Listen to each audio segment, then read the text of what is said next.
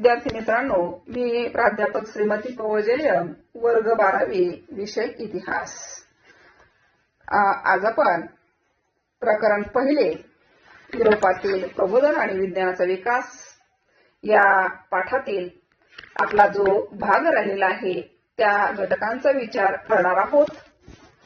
त्यापैकी आतापर्यंत आपण युरोपातील धर्मयुद्धे आणि त्याचे दूरगामी परिणाम याचा विचार केला. दुसरा मुद्दा आपण युरोपातील प्रबोधनाचा काळ या मुद्द्यावर चर्चा केलेली होती पहा. त्याच्यानंतर आपला तिसरा जो मुद्दा आहे विज्ञानाचा विकास या घटकाचा आपण विचार करत आहोत. चौथा जो मुद्दा आहे विविध क्षेत्रातील वैज्ञानिक शोध या घटकामध्ये आपण वस्त्र उद्योग आणि धातू विज्ञान या दोन घटकांचा विचार केलेला होता पहा. त्यानंतर आज आपण यंत्राचा उपयोग आणि तसेच भौगोलिक शोध व शोधक या घटकाचा विचार करणार आहोत. तर प्रथम आपण यंत्राचा उपयोग या घटकाचा विचार करूयात की एका क्षेत्रामध्ये एका यंत्राचा शोध लागला की माणसे तेच यंत्र दुसऱ्या क्षेत्रात कसे वापरता येईल याचा विचार करायला लागली.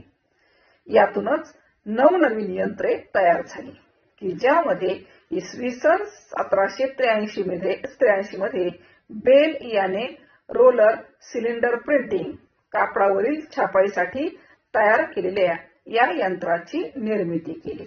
1809 मध्ये बुटाचे आतील तळवे आणि टाचा एकत्र जोडण्याचे काम यंत्राच्या माध्यमामधून केले जाऊ लागले. तसेच कपडे शिवण्यासाठी शिलाई मशीन आली. जेम्स वॅट याने बाष्पशक्तीवर चालणारे स्टीम इंजिन तयार केले. हे इंजिन सुरुवातीला खाणीतून कोळसा व कच्चे तेल बाहेर आणण्यासाठी वापरले जात होते. पुढे वस्त्र उद्योगात देखील या स्टीम इंजिनचा वापर होऊ लागला. बाष्पशक्तीवर चालणारा नांगर, कापणी यंत्रे, गवत कापणारी यंत्र तयार करण्यात आली. यामुळे अगदी शेतीची कामे देखील जलद गतीने होऊ लागली.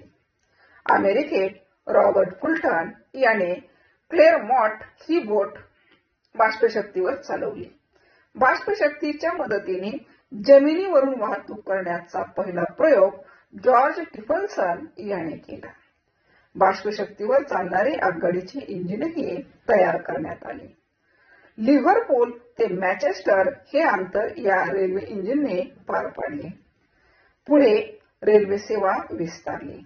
युरोपमध्ये रेल्वे सुरू झाल्यामुळे तेथील प्रवासाचा वेळ कमी झाला. या सगळ्या शोधामुळे इंग्लंडमधील व्यापाऱ्यांना इतर देशांमध्ये त्यांच्या वसाहती स्थापन करण्यास मदत झाली. अर्थात यंत्राचा शोध आणि यंत्राचा उपयोग यामुळे इंग्लंडमधील व्यापाऱ्यांचा फार मोठा फायदा झाला की त्यांना इतर देशांमध्ये त्यांच्या वसाहती स्थापन करण्यासाठी या यंत्रांचा उपयोग झाला. तर आपण आता पुढील मुद्दा विचारामध्ये घेणार आहोत भौगोलिक शोध व शोधक. इसवी सनाचं 13वे ते 19वे शतक की भौगोलिक शोध आणि शोधक की ज्यामध्ये आपण पहिल्या शोधकाचा विचार करू मार्को पोलो. की मार्को पोलो हा इटालियन प्रवासी की ज्याने सर्वात प्रथम काय केलेलं आहे की या प्रवाशाने युरोपला सर्वप्रथम चीनची आणि आशिया खंडातील इतर देशांची ओळख करून दिली. की मार्को पोलोने चीनमध्ये कुबलाई खान या राजाच्या दरबारात त्यानं वास्तव्य केलं. तिथे त्याने मंगोलियन आणि चीनी भाषांचा अभ्यास केला. की पहिला जो भौगोलिक शोधक म्हणून ज्याचा उल्लेख केला जातो तो मार्को पोलो, जो इटालियन प्रवासी आहे की ज्याने सर्वात प्रथम चीन आणि आशिया खंडातील इतर देशांची ओळख युरोपला करून दिली. की चीनमधील कुबलाई खान या राजाच्या दरबारामध्ये तो वास्तव्यास होता आणि तिथे त्याने मंगोलियन आणि चीनी ज्या भाषा आहेत या भाषांचा अभ्यास केला. त्यानंतर दुसरा शोधक म्हणून आपल्याला इब्न बत्तुता या म्हणजे व्यक्तीचा विचार करता येईल की विविध कारणासाठी भारत, मालदीव, सुमात्रा, चीन, स्पेन, सॉर्डिनिया, पूर्व आणि पश्चिम आफ्रिका या प्रदेशामध्ये इब्न बतूता फिरला. हा मध्ययुगातील प्रसिद्ध प्रवासी. केप त्या ठिकाणी भटकंती करणारा प्रवासी म्हणून इब्न बतूता याचा आपल्याला विचार करावा लागेल की ज्याने अनेक आपले प्रवास वृत्तांत जे आहेत ते प्रवास वृत्तांत लिहून ठेवलेले आहेत. पहा, त्यानंतर आपण पुढील ज्यानं त्या ठिकाणी भौगोलिक शोध लावलेला शोधक आहे हेनरी द नेव्हिगेटर, की 15व्या शतकातील पोर्तुगालच्या या राजपुत्राने युरोपातील अज्ञात प्रदेश शोधण्यास प्रोत्साहन दिले. यातून आफ्रिकेच्या जवळ असलेल्या मॅडेरा व ॲझोरेसेस या दोन द्वीपसमूहाचा शोध लागला. की पोर्तुगीजांनी आफ्रिकेतील लोक युरोपात आणले आणि त्यांना गुलाम बनवले. आफ्रिकेत मिळालेले सोने त्यांनी माझ्याशी आणले. पहा, हेनरी द नेव्हिगेटर, की पोर्तुगालचा 15व्या शतकातील हा राजपुत्र की ज्यानं अज्ञात प्रदेश शोधण्यास प्रोत्साहन दिलं आणि त्यातून आफ्रिकेच्या जवळ असलेल्या मॅडेरा आणि ॲझोरेस या दोन द्वीपसमूहांचा शोध लागलेला होता. त्याच्यानंतर बार्थोलोम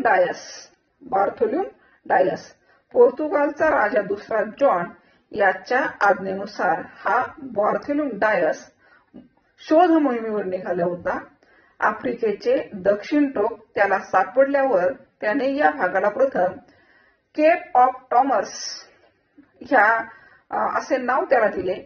पुढे त्याचं नाव केप ऑफ गुड होप असं करण्यात आलं आणि आफ्रिका खंडाला वळसा घालणारा बार्थोलोम डायस हा पहिला दर्यावरती ठरला. त्यानंतर क्रिस्तोफर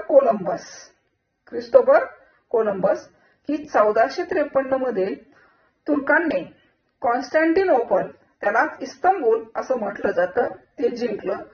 त्यामुळे युरोपीय लोकांना आशियात येण्याचा पर्यायी मार्ग शोधणे आवश्यक झाले.